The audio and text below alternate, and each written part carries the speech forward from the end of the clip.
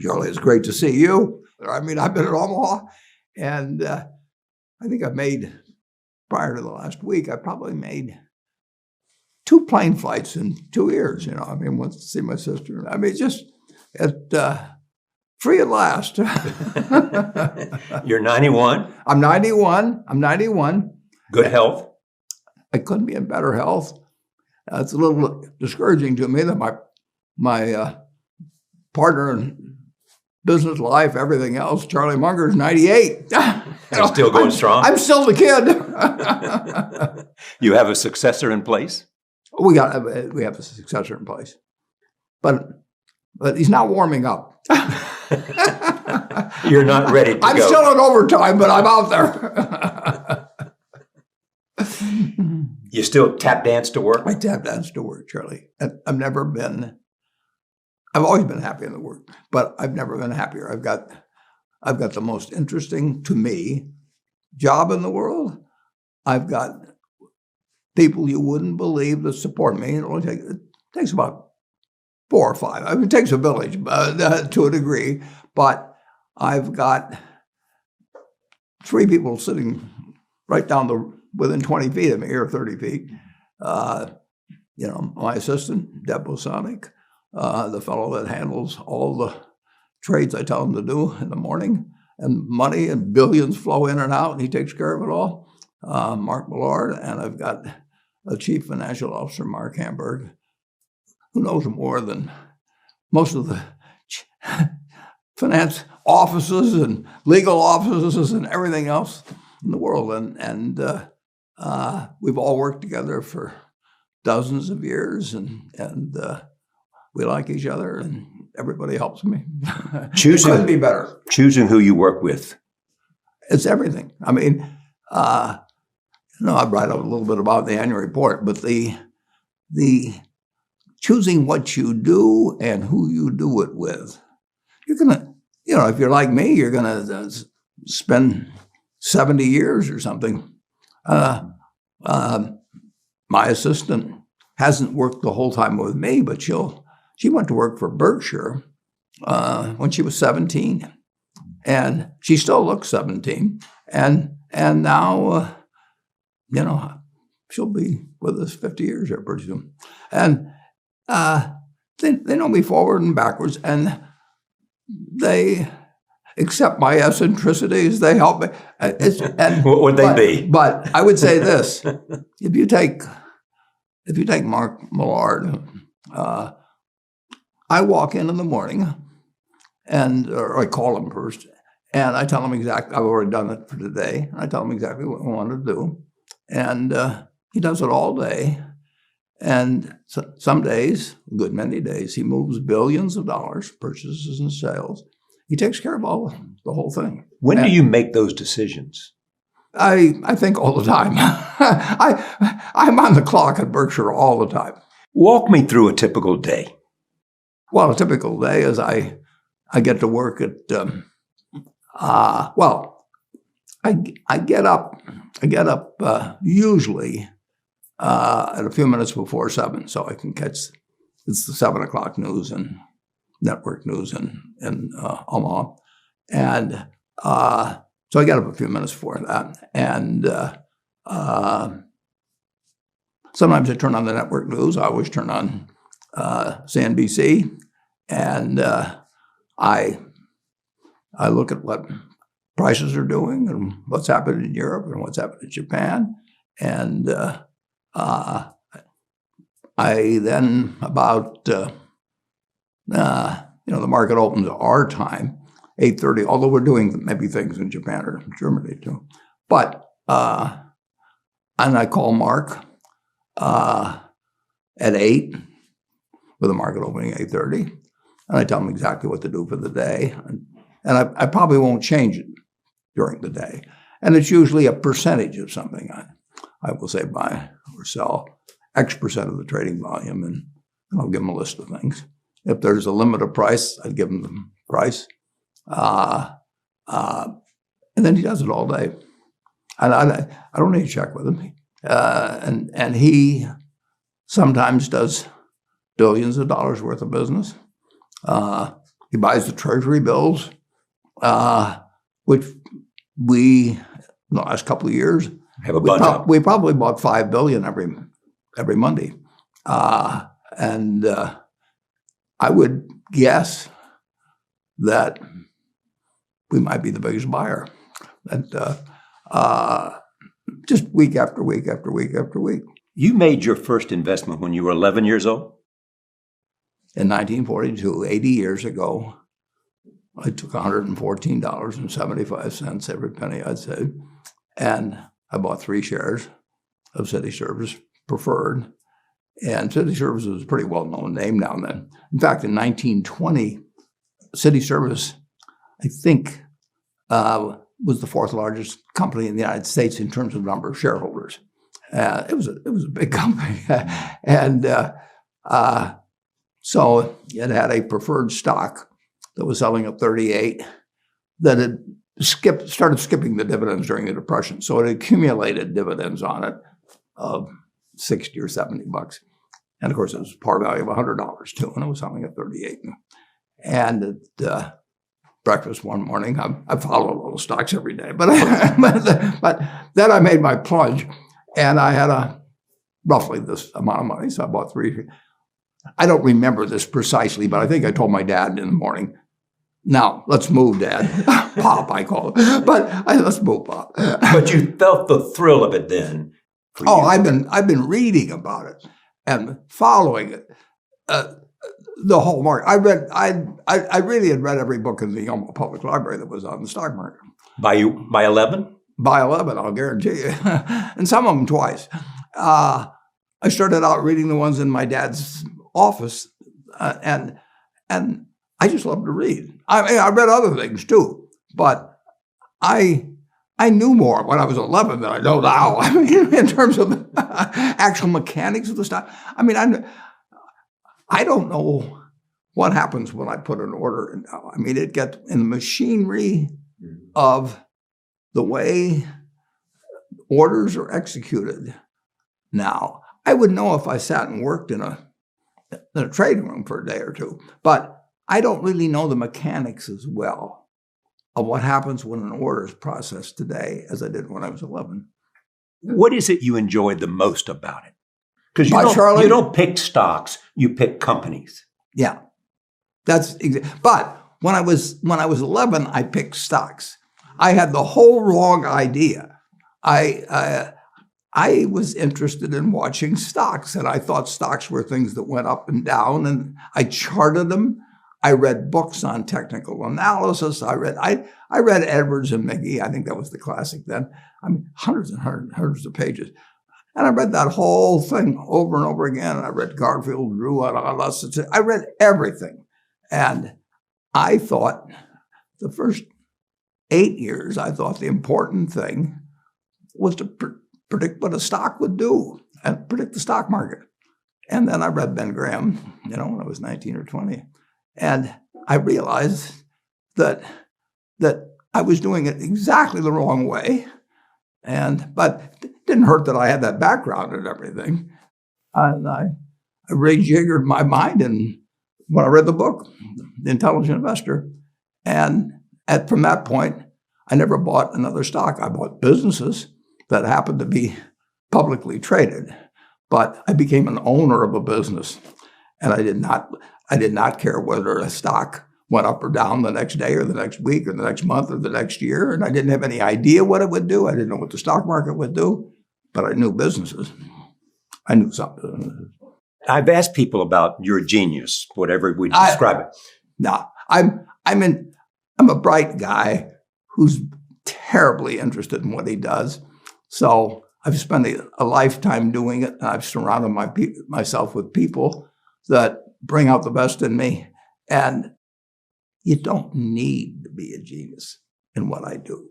That's the good thing about it. If I went into physics or a whole lot of other subjects, I'd be an also-ran. But I am in a game that you don't need. You probably need 120 points of IQ, but 170 doesn't do any better than 120. It may do worse, probably do worse, but you don't really need brains. What do you need? You need the right orientation. 90% of the people, I'm pulling a figure out of the air, but 90% of the people that buy stocks don't think of them the right way. They think about something that they hope goes up next week. And they think about the market as something they hope goes up. And if it's down, they feel worse. I feel better. And you think about? Pardon? And what do you think about? I think about what the company's going to be worth 10 or 20 years from now. And I hope it goes down when I buy it because I'll buy more. Do you have a competitive spirit? Clearly. Yeah. Clearly. Well, but you got to be careful about what you compete in. It's a good thing I don't have a competitive spirit in chess or or football or anything like that. No, I'm an observer there. I enjoy watching things like that, but I try to keep my competitive spirit in a game where I can win. Do you have a killer instinct? Nah, not exactly. I've got. I wouldn't call it a killer instinct, but I do know this. When I want to do something, I always want to do it big. What does that mean? I put my whole net worth in City Service Preferred. $120. $114.75. And I put my whole net worth in, and I've never, since that day, and March 11th, 1942, I have never had less than 80% of my money in American business. You can call them stocks. Or equities. But I see them as American business. I've owned a piece of American business for at least 80% at all times. And, I don't want to own anything else. I want to own a home and things my family wants and all that. But owning 5 homes doesn't mean anything to me because I can be happy in one home and there's a certain amount of things that go wrong with everything. And if I got 2 homes, I know I've got more problems and I don't have more happiness. What brings you the happiness? Oh, I would have to be honestly say that what makes me happiest is what I'm doing. I enjoy 2 things about it. One, I know I'll win over time. That doesn't mean I'll beat everybody else or anything like that. But I'm in a game that's very, very, very easy if you have the right lessons in your mind about what you're buying. I'm not buying stocks. I'm buying pieces of overwhelmingly American business. And I'm happy when that's when I'm doing it. I'm happy when stocks are going down. I'm happier when stocks are going down because I can buy more of them with the same amount of money. I'd be happy if I was a farmer. I'd want farmland to go down so I could buy more acreage. If I was, it just makes sense. And I'll tell you the second thing I really like. I like being trusted by people. And, I would rather do what I do with partners than do it sitting in a room myself, even though I might make more money that way. You like the idea that people are trusting you with their savings. Yeah. They just say, look, I've saved money. I don't know what to do with it. And I trust you. And they give it to me. And they don't, most of them give it to me. Certainly in the original days, but even now to an unusual degree, give it to me with the idea that it's for the lifetime. And then most of them, they've done this a long time ago, most of them give it away when they get through. They never quit saving. And of course, I'm sort of their savings machine. They save it and then give it to you. Yeah, and then they say, keep it, and just keep building it. And they don't do it with the idea they're going to retire when they're 65 and then build great castles or anything like that. They just basically, a few do. A few spend some money later on. But overwhelmingly, if they've been saving when they were 25 and saved a little money, gave it to me, they're still saving. There were 11 doctors that we met at a hilltop house. There was one friend of mine named Bill Angle, and he was trying to get these other doctors to join with me. So I don't know what it was, 1958 or 9. He invited 12 doctors to this dinner at Hilltop House. He had me come. And he basically said, this is my friend Warren, and if you got any brains, you'll give him some money.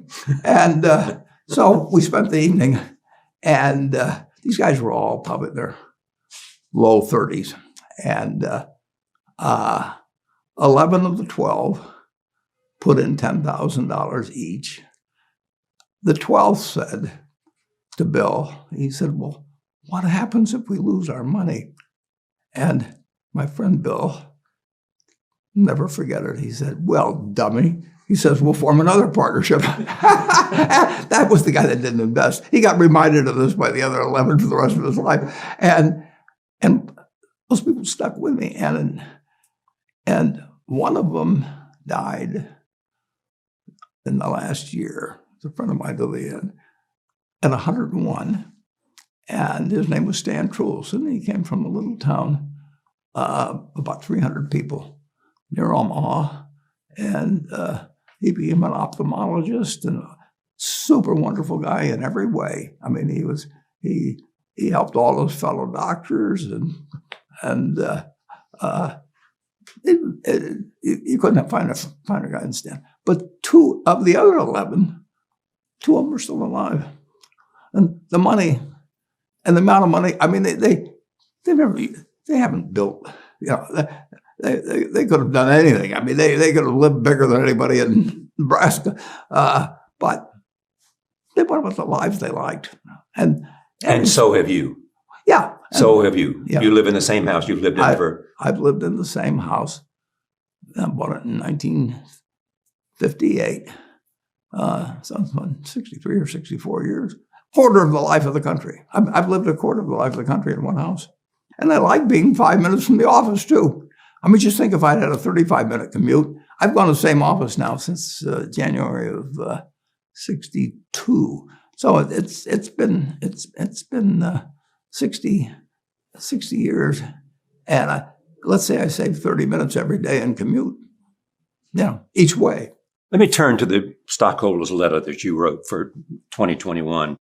Well, that letter was, I started that letter in my head. I've already started next year's letter in my head. But I started that letter in my head, we'll say. Because you can begin to see what 2022... I know what I'm going to write about it, and then I just have to, it keeps forming. But that isn't a newsletter that comes out, you know. It's what I want to talk to my, well, I was forged originally in terms of my sisters who had practically all their money in Berkshire. They trusted me 60 years ago, and they just put it all in. And they're very smart. My older sister Doris died here recently, but both of them very, very smart and interested in financial matters, but they're not a nut like me. And so they got other interests too.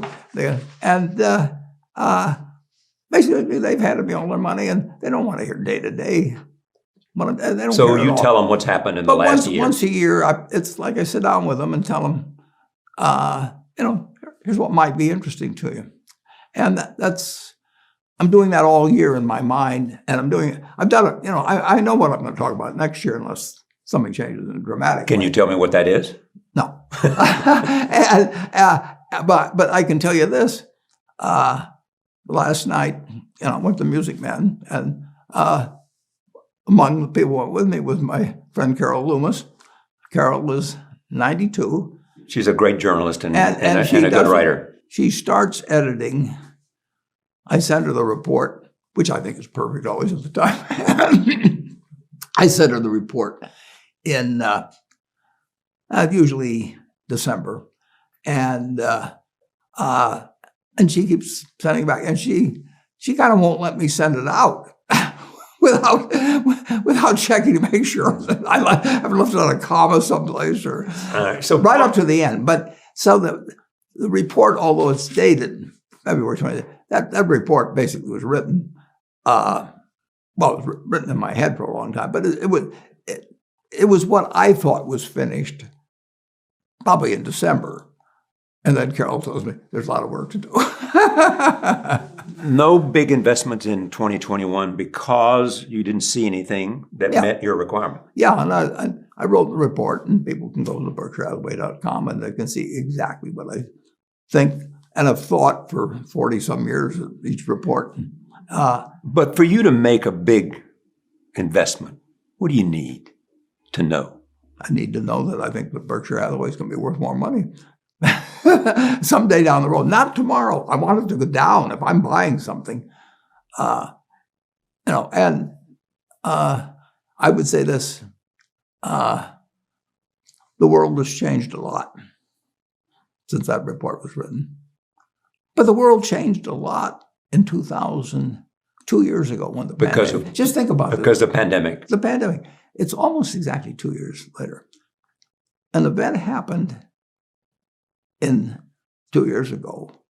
And we didn't know exactly what it was. We didn't know what the financial result would be. We didn't know what the physical result was. We just didn't know.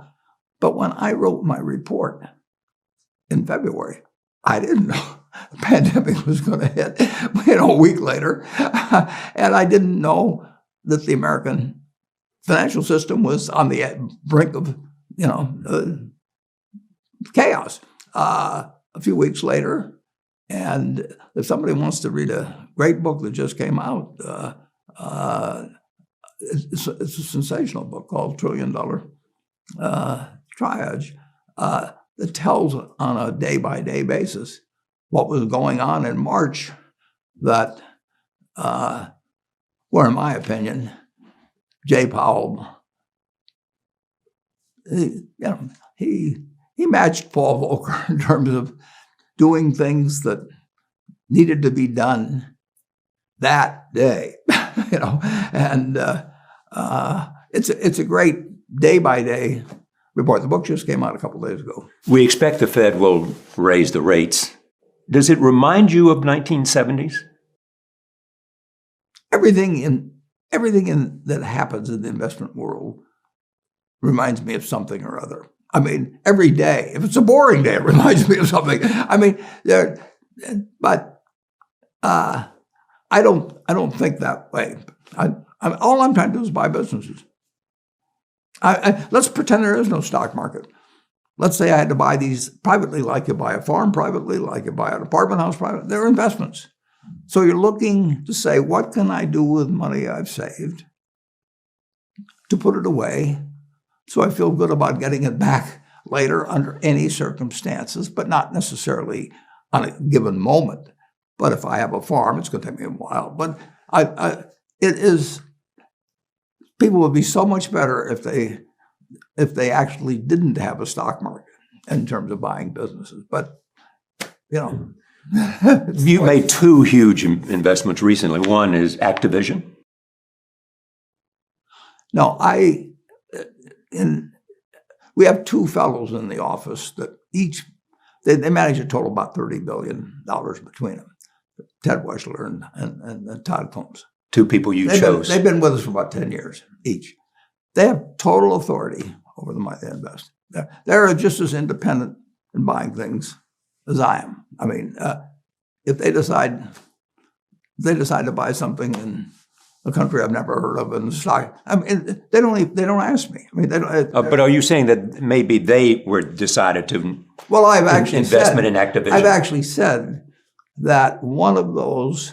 I've said it very clearly, and there's a letter on the website that describes exactly the circumstances because they got misreported in the press originally, and so I have written a letter there because actually a number of other first-class news organizations picked up a story without checking whether it was true. I mean, they ran with it without independently reporting it. So they're one. I'm not going to name names, but there's some names in my letter. But they just ran it wrong, a wrong story, which had implications and so on. So the letter's up there. It's going to stay posted forever because it's the correct record. And what happened precisely is that one of the other fellows decided to buy Activision. Didn't ask me, and it's fine. I mean, but he bought it. He bought about, I think I used a figure of 85%. I think when we double checked it, was 76 or 7%. But we'll list every day that he bought it and the price he bought it. And the price was reported as wrong by the press, and then it was picked up by a whole bunch of other organizations and printed as wrong. And so millions of people read an incorrect story.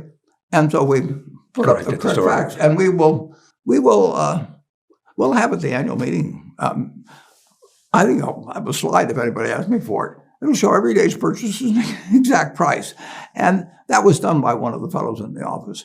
Now, and that was, like I say, 77% was in October and the rest was in early November. And he paid about $77 a share. And you can buy it today. And Microsoft announced it. The first story said weeks later, which makes it sound like 2 or 3 or 4 weeks later. It was probably 12 weeks later. You could have said months later. So the investment was months before Microsoft decided to acquire Activision. The other guy liked it as a stock, as a business. And so he was buying it. And he paid an average of, like I say, $77 a share. And we will have a list of every day at every price. And then I guess it was, there was a big expose type story run. But he wasn't buying during any of that period. And then the preliminary proxy came out. It's been filed with the SEC by Activision, describing the history of the deal as to when Microsoft came to them. And it was sometime in a couple months later that Microsoft first approached Bobby Kotick, and then 4 other people came. You can read it all; it's filed with the SEC. And then after it was announced, the stock, you could buy the stock at $78 a share. So the implication of the first story was that it was somehow that somebody made a great deal by getting tipped it off or some damn thing. Simply you not could have bought $1 a share. You could have bought after it was announced higher than one of the other fellows paid for about. He bought about close to 15 million shares. He still got it. How about Occidental? Well, Occidental, a week ago, a couple of years ago, we financed Occidental. And had some warrants coming out of that. Vicky Hollow, who I'd never met before. And I got a call on a Friday and Bank of America saying that Occidental was going to need some money to buy Anadarko. And I think it was known then they were in competition with Chevron. And would I meet with them? Because they needed a lot of money fast. And I said, sure, how about tomorrow? And went back and forth. Turned out they came up Sunday instead of Friday. And we met at 10 o'clock in my office on a Sunday. And I said, we'll give you $10 billion under these circumstances. But we'll do it. We'll do it tomorrow. And that's not Wall Street, but that's Berkshire. And so, and they knew I was good for it. And so we made a deal. Monday night, the next day, at night, I told our guys, you work all night. Cravath works all night for them. And we get this thing done on Tuesday. But is there much negotiation, or you simply say, this is what I will do? This is what I'll do. I always say that's what I'll do. I mean, I've said that's what I'll do many times. And I've always, and that is all I'll do. But this is what you have come to represent. I mean, think of the financial crisis and think of Goldman Sachs. And think. I said what I do. You said what you do, but it gave them credibility when they needed it. That Warren Buffett and Berkshire Hathaway had decided to have confidence in them. We were putting in X billions of dollars, and So when they questioned we were putting it in, it wasn't an IOU or anything else. We sent them the cash. And it was right after Lehman. And there was a run on the whole economic system. Everybody was a domino. And the dominoes were falling. And Goldman Sachs knew they'd be fine if all the dominoes didn't fall. And they had to worry about the United States Congress because they were really mad at banks. This time they weren't mad at banks in this particular crisis, but they were mad at banks. And they really didn't, some of them didn't fully understand what the hell was going to happen. And we had that. They were mad because this was a financial crisis. It was more than that. I mean, it was a financial crisis cubed. But it had an origin in financial institutions. A lot of people did a lot of things wrong, but there was plenty of it in Wall Street. Plenty of it in Wall Street. But there was plenty of it elsewhere too. I want to emphasize that.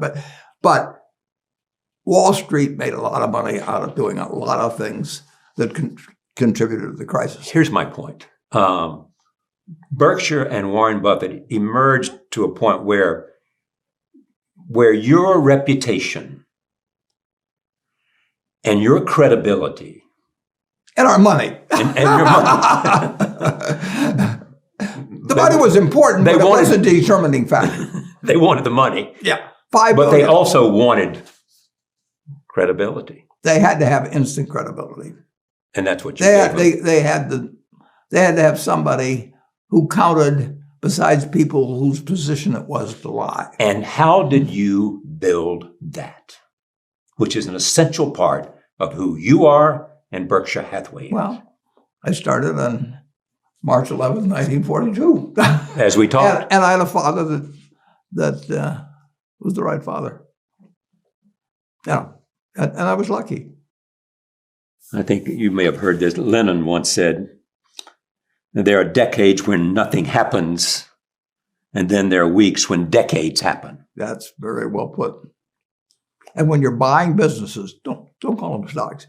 When you're buying businesses, when you're buying apartment houses, sometimes when you're buying raw land, all kinds of things. There's times when you get a chance to act and do something really intelligent. May happen once every 10 years, once every 20 years. Depends on what field you're in, where you live, what you know, all of that. But most of the important things, there's a lot of foundational work, but the actual big acts in life are when you propose to your spouse. I mean, forget all the other stuff. I mean, if you made the right decision and you get the right answer from he or she, you're 90% of the way home in life. But also things happen in the world, like the pandemic. That's true, too. And it can change everything, as it did. It happened in 1929. And it happened in 1918, I forget when the things were in 1907. I mean, when they closed the stock exchange back in 1914 for a long period of time. People don't ever think about that.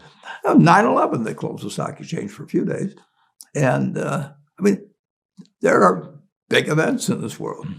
We're going through one of them right now. Yeah, but I won't get into discussing that particularly. Allow me this. I mean, this is having a huge effect on the it's true, but world order. Yeah, but it doesn't do me any good, and it doesn't do the world any good for me to talk about it. So, can we talk about the global economy then? In terms of where we are. I can tell you where we are, but but let me phrase it this way: in terms of the global economy. I mean, you look at the United States. United States economy, and it's very easy to look at the statistics on it. I mean, more people, a greater percentage of the American population is wealthy now, or having more income now than they've ever had. And if you look at whether Bank of America will give you their average deposit, I mean, you just look at the wealth that's out there, and that doesn't mean everybody's wealthy, but it does mean relative to any other period of time. I mean, people were people have more money now. They get mortgages at lower rates than they've ever gotten. So if they want to buy a house or something, but is that going to continue? I mean, mortgage rates are raising, as you know. Yeah, we were in an inflationary period. I'm not going to predict interest rates for you. But I'm just telling you. I'm not asking you to predict anything about stocks. But right today, Charlie. You live in an environment. Yeah, you live in an environment where the bottom 2% in terms of income in the United States, the bottom 5%, and for sure the top 1%, all live better than John D. Rockefeller was living when I was 6 years old. John D. Rockefeller was the richest man in the world.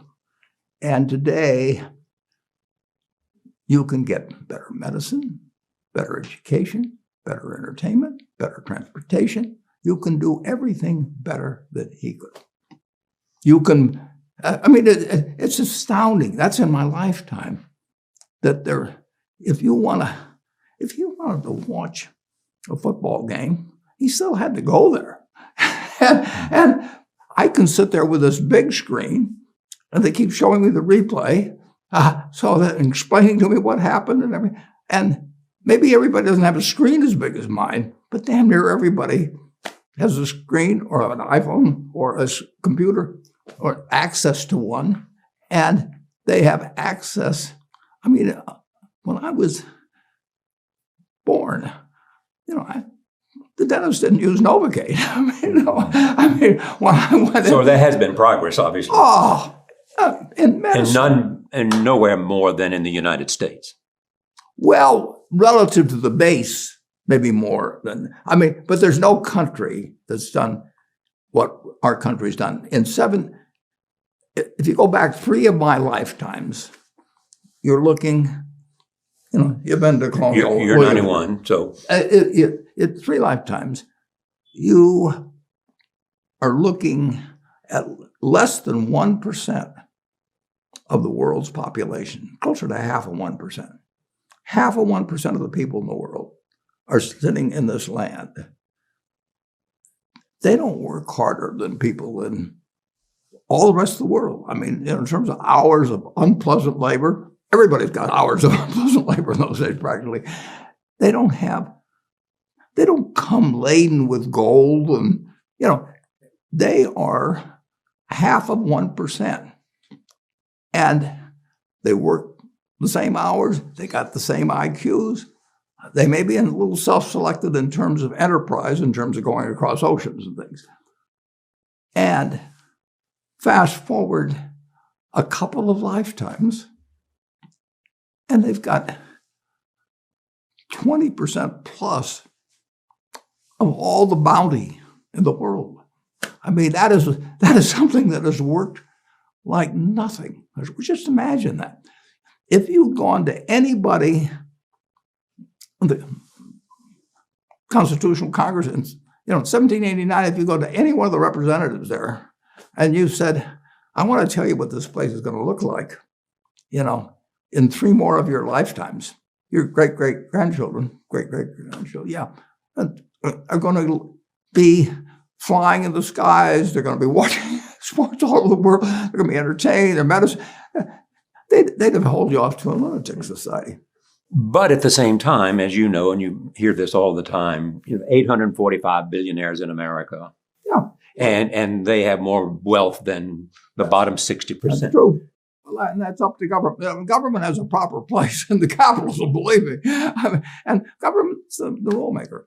But Henry Ford, by 1922 or 3, he was turning out 2 million cars a year. Now, how many could the Ford family use? 30, 40, I don't know.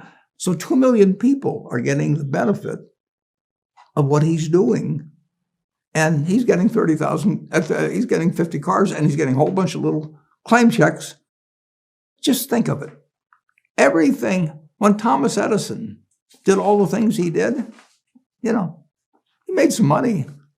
But look at what we benefit. We're using it. Yeah. It belongs to us, and it doesn't. If you take what an hour of labor delivered to you 100 years ago, and what an hour of labor delivers to you now for you and your family. It's unbelievable. But that's an argument for the forward progress That's an argument of civilization. It's an argument and for capitalism, but it doesn't. Capitalism doesn't say get rid of a referee and a government. We've got a government that can tell capitalism what to do. Do you think? And they do, and that's just what they should do. And they do it in different ways at different times and all kinds of things. But I've got this money which I'll never. I can't.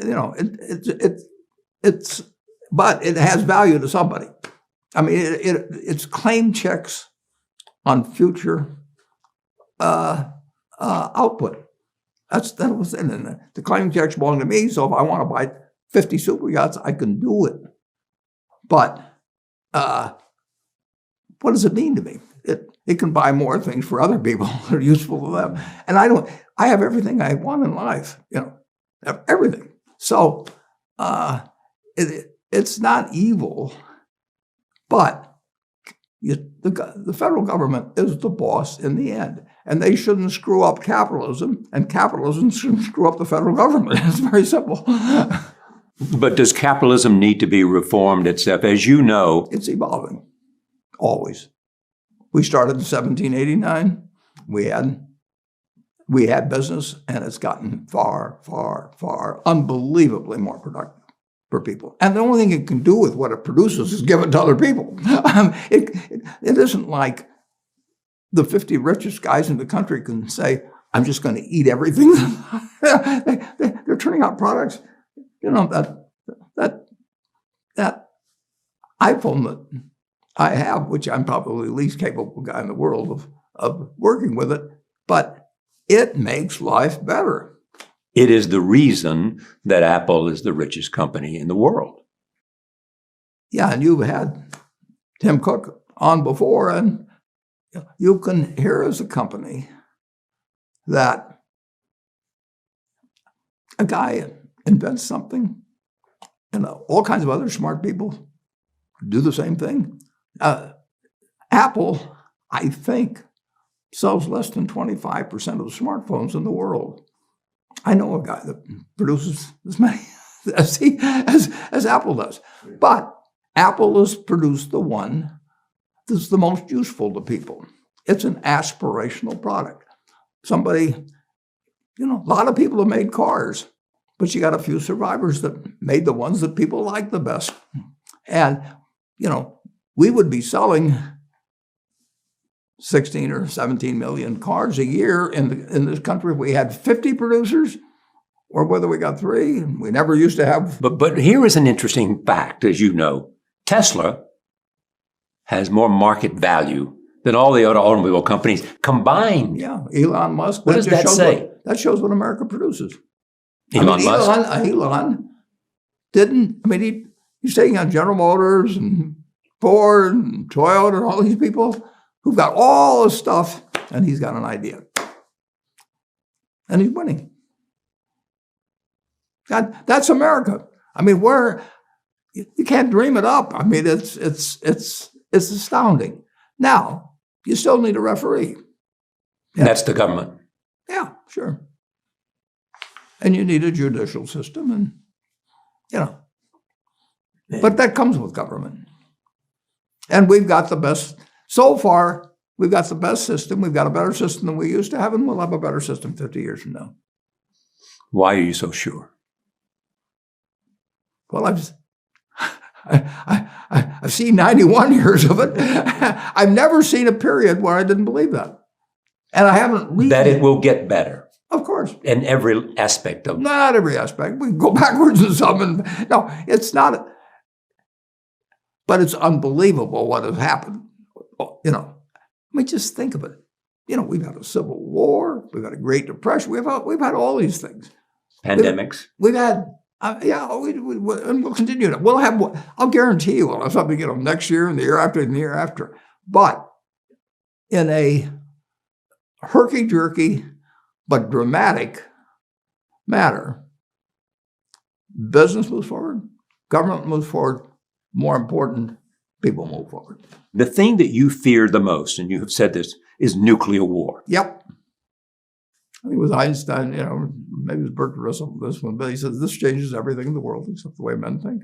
You don't want to talk about the current situation where one of the questions is, what if we end up with a World War III and a nuclear catastrophe?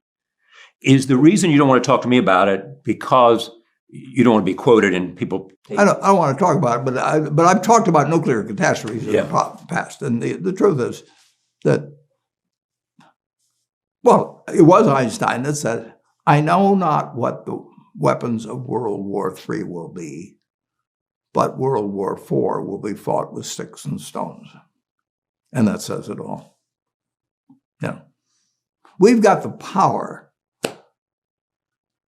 and other people have the power, to essentially destroy the planet. And climate change is important in all of those things. I mean, there's all kinds of things we should be working on. But in the end, the only thing tomorrow, I mean, I guess a comet could hit us or something, but we can destroy that. And it's not just us. We can end the planet. And I don't want to talk about much more beyond that. I don't like saying that to people even, but it's true. It was true when Einstein said it. I mean, it's been true. We came close in the Cuban Missile Crisis. And it is being talked about now. I'll let you talk about it. I hear you.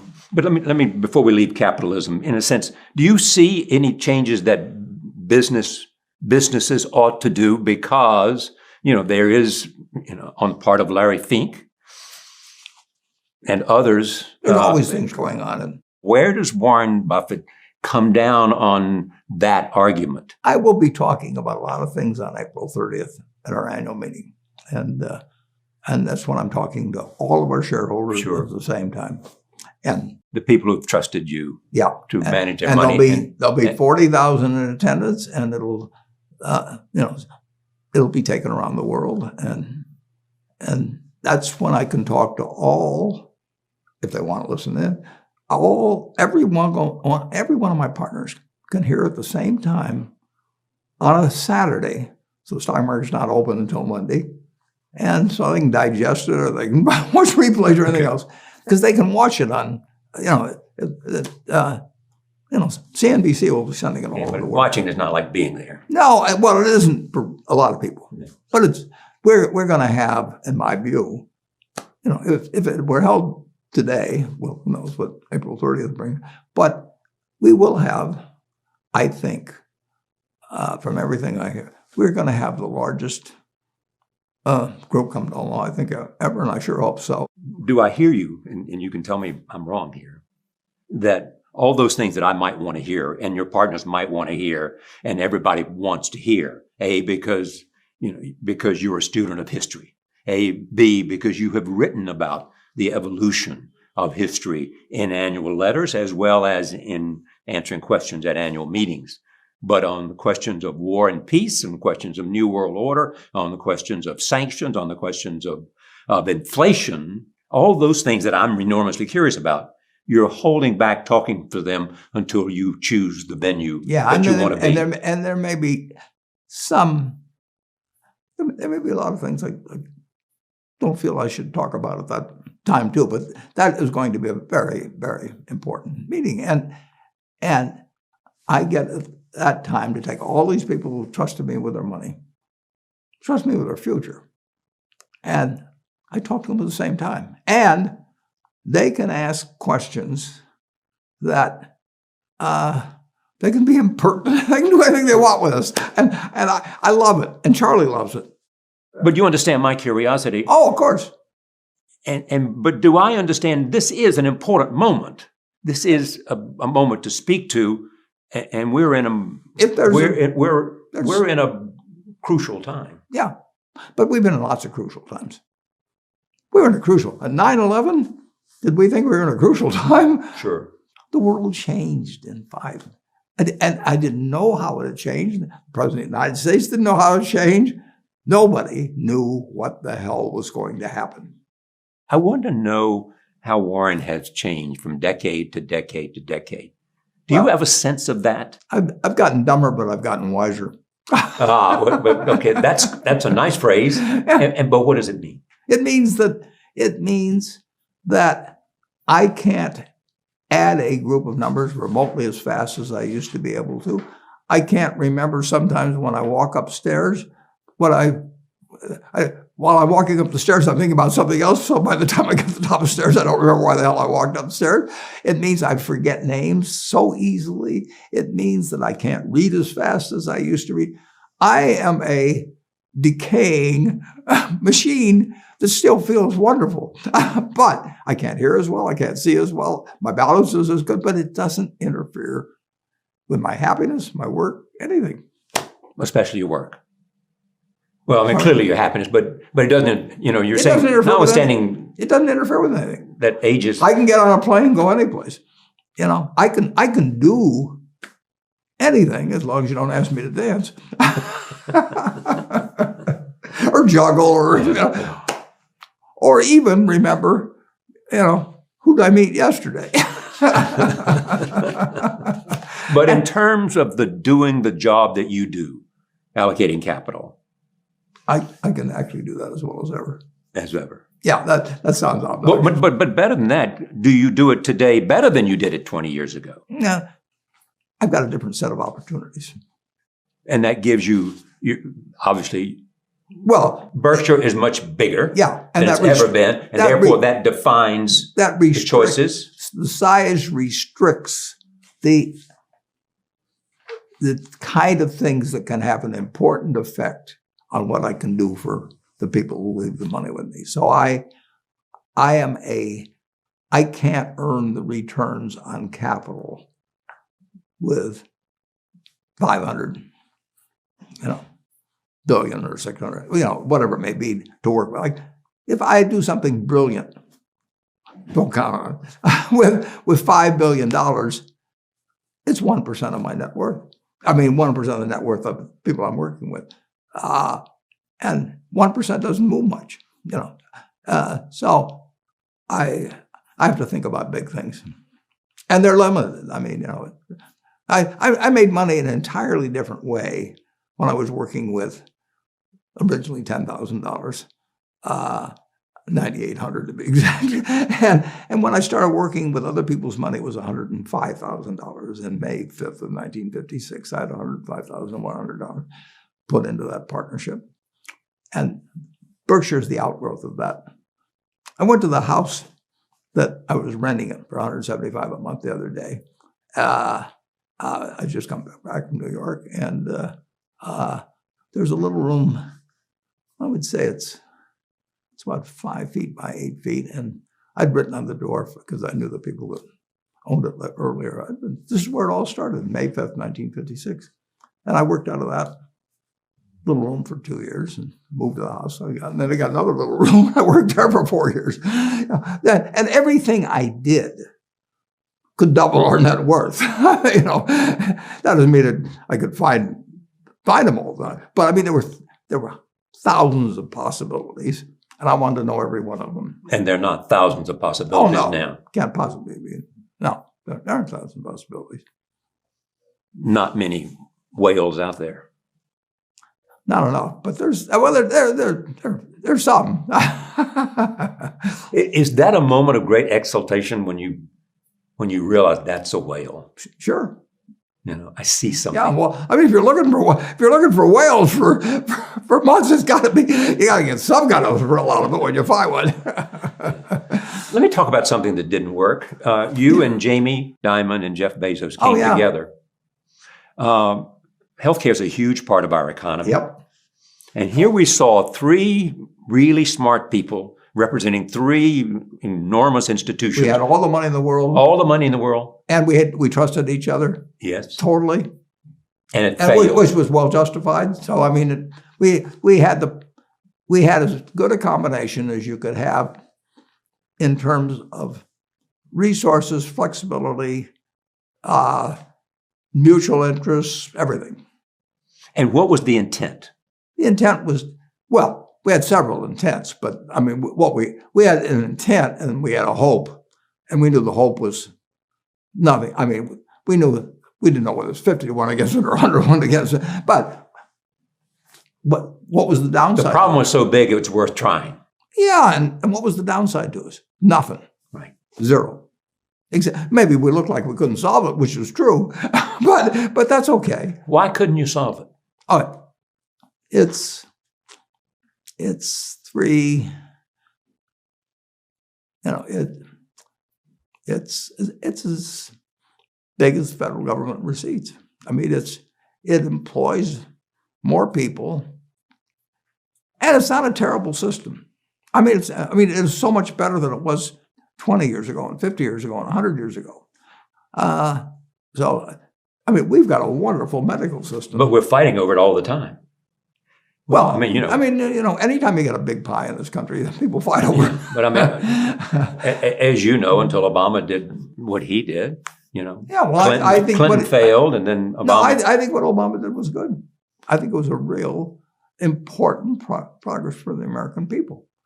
And then the question is how to make it better. And to make it better, what we need to do is A, bring the price down, and B, make the accessibility to it. You've got to be sure everyone, a rich, unbelievably rich country like America, can be sure that every single person not only has access, but feels he or she has access, that knows that he can get reasonably prompt. I mean, there comes limits with pandemics and everything, but reasonably prompt and if necessary, and essentially free. I mean, it isn't free in the sense that society doesn't pay for it, but the ability to get good medical attention reasonably fast, should exist for every American. But it doesn't. It's that simple. It doesn't. We do pretty damn well, but we could do better. But we're not first in the world, or second, or third, or well. I don't know about medicine, but I know what everybody tells me, and I believe them, that we are the best in a great many things. People come to the United States if they got a lot of money, and for a lot of things, there's no way it touches us, as I understand it. And mine too, but just to understand what you're saying, the quality of the medical care is as good as it possibly can be in terms of the best physicians, the best therapies, the best intelligence. And great medical schools. But everything. The access is the issue. It's better than it's ever been, but it isn't. It's got room to go. I mean, it's better than it's ever been, Charlie. Almost everything is. Did any ideas come out of this? Well, yeah, I think all three institutions learned something, and I think they actually it wasn't that much money anyway, but we all got our money's worth. Sure. In the sense of just in terms of, we employ 360,000 people. Amazon, who knows how many they employ, and JV employs them. It's fantastic. So we all learned something, but we didn't have any breakthroughs at all. We just learned something. Yeah. Here's what was interesting about it for me was the fact that these three institutions, led by these remarkable human beings, smart, successful, it was taking all that IQ and all that experience and applying it to a huge problem. And you ask yourself, are there other areas in which? Yeah, well, you can say that everything we do in the country can be improved. Right. Education can be improved. I mean, everything. Tell me, are there things that you think we ought to be talking about? I'm going to talk about climate in just a moment. Are there things that you think we ought to be talking about? I mean, I am happy to tell people that the same thing I've told them before, but they'll never get the message, most of them, but a few do, that the most, best thing to do if you want to invest for the long term is index. And it's the S&P 500 index. Right. And what's happened, of course, is that organizations like to grow. So they set up indexes on different industries, different countries. And as soon as you do that, you're violating basically what Jack Bogle said. He says you don't know enough to pick the right businesses, which means you don't know enough to pick the right countries, you know enough. All right, let me get to that. Yeah. That's something I want to get to. But we will see a time in which the Chinese economy is bigger than the U.S. economy. Someday, they got 4 times as many people, and logically, they will grow and grow, and we're the 2 superpowers. Are they going to grow as fast as they have been growing? It's hard to tell. No, I don't know the answer to that. But they've got some issues. They've got issues. Sure. They've got issues of. They've got issues of debt. They've got issues of. Everybody's got issues. Demographics. Yeah, everybody's got issues. Yeah, those kind of issues. Everybody's got issues. They've got also issues. We've had issues throughout the history of the United States. They've also have issues of the environment and climate. The UN just released a report, and we have heard it, and we constantly hear it. How worried are you about our success in protecting the planet? Well, the biggest threat, obviously, is nuclear weapons, but it doesn't mean you don't protect against other things. Right. And if there's a 1% chance, even, and it's way high, I can't quantify it, but if there's a 1% chance of something causing the world trouble, 10 years from now, 50 years from now, 100 years from now, we ought to be working on that too. Are we doing enough? We're doing a lot. The problem is, of course, that it requires the whole world to do a lot. There are a lot of problems like that, including the pandemic, including the environment, sure, that transcend national boundaries and need cooperation. The virus doesn't have to clear your immigration. No, it does. The virus does not have to clear immigration. No, that's simple. It can be brought in by one person. There's a lot of other things that aren't physical viruses. When you look at Tim Cook, I think he's terrific. It's that simple. I've written the annual report. Yes. And he is. He was a great manager. He's not only a great manager, he's a great human being, but he's a great manager too. He's an incredibly great manager, but he's a great human being. What do we look for in a great manager? You look for you look for somebody that has results. You look for somebody that has ability of trust and character.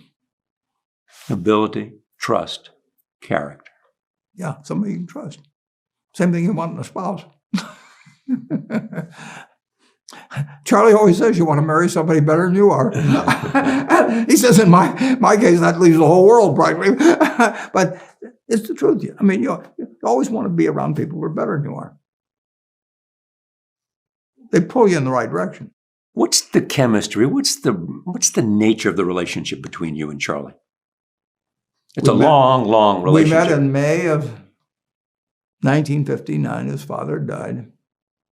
He had worked in the same grocery store as I had in 1940. I worked there in 41. And we never met. I didn't know his name. And his dad was, well-known and all on, but I just didn't happen to know. I was a kid, and we moved to Washington. And so it was a name Your dad went to Congress. I never heard his name until 1959. Or no, I heard the name when I met the day. It was maybe 57 or 58. He came to Omaha in 1959. We met. And it's been, the best relationship, except others I've had, in family and so on. But it's been, he's been the person, along with Tom Murphy and a fellow named Joe Rosenfield, subsequent to my dad, that I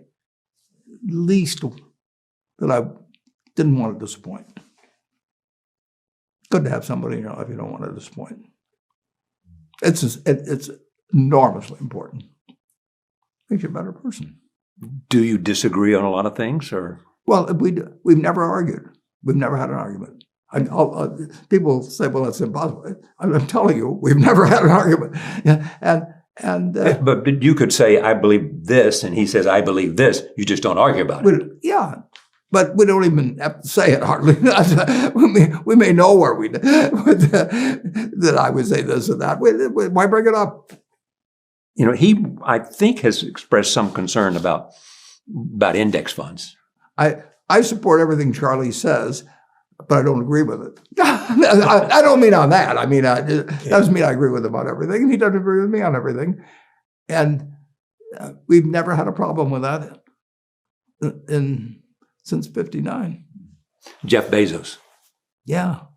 What about him? Jeff is a friend of mine, but I probably see him personally. I see him once a year, probably. Yeah, and I can't recall ever talking to him on the telephone. Maybe I have. Or I've never sent him an email. But I don't know how to send emails. you know how to get them sent. Yeah, no, I've got a system, but I don't. I literally don't know how to send an email. You seem to have done okay without knowing so far. But you once said to me, that he's one of the smartest businessmen. Oh, absolutely. And the proof is in the pudding. I read his annual reports. I see him once a year. I've usually seen him once a year in Sun Valley. And I enjoy that. And actually, at Sun Valley, at the Allen & Company conference, we've had a dinner that a few of us had had. And so I've probably had at least 3 or 4 of those. It's remarkable to see a company which was founded on selling books now is a technological giant. It couldn't happen, but it did. When Jeff was at McKinsey, I don't know whether they drove cross country from New York to Seattle, but if they'd stopped at Omaha, and they I didn't know him then. But he'd say, "What do you think of this idea?" Good luck, Jeff. Yes, but you have told me that he at times would come up to you and have questions if you were making a presentation at a conference. Yeah, at Sun Valley. Yeah. He's a very, very, very smart guy. And, I think, look, a good bit of his fortune is going to help society in various ways. The Giving Pledge is? Well, he's got his own plans on that. But Mackenzie's joined it. She wrote a beautiful letter. If you haven't read it, go to the... Mackenzie's his former wife. Yeah, and go to the Giving Pledge where we've got all the letters, and you will not read anything more beautiful than what Mackenzie has written. And she's doing it. She's doing it, yeah. She's doing it. It's not just talk. She really made contributions to she's doing exactly to black colleges and lots of other things. Charlie, she is doing exactly what her inner self, and which she has expressed through the letter she's written, and some other things too, but the letter she wrote, The Giving Pledge. She's expressed a philosophy of life that I think is as good a model as anybody can find. And I've only met her twice, maybe. And Melinda Gates is also. Yeah. And Bill continues to make a huge impact on philanthropy. And they do it and especially during the pandemic. Not with just money, they do it with time. They're on the scene. They do it with time. They give up. Time is the most precious thing you've got, pretty much. And they do it with time. They are giving something. They're giving something I'm not willing to give. Time. That much time to that. Yeah. I'd rather give my time to Berkshire. Because that's what I enjoy doing. And that's what you do well. Yeah, it's what I do well, and it produces money, and that does well for other people, but it doesn't. It'll do better if it's given by other people. But that was a choice you made when you gave them. Choice. situations. I mean, a long, long time ago in terms of Susie and so on. But yeah. Right. It was, somebody's going to do something with the money. And you felt and those are claim checks on the output of others. Productivity of the world, you can redistribute it to places where it's needed more. And I am all for that. I just don't want to do it myself. I'd rather do what I'm doing. Speaking of time, I have a few more minutes of your time. So let me ask these final questions. Have you achieved pretty much everything that you wanted out of life? Well, the truth is, yes, but I'm looking forward to tomorrow, too. Any regrets? Well, if you look back, you can always say, I should have done this and that. But I'd be nuts if I look back on my life and said, you haven't been the luckiest guy imaginable. And I will say this, aside from sickness and death, everything I thought was bad at the time has turned out well.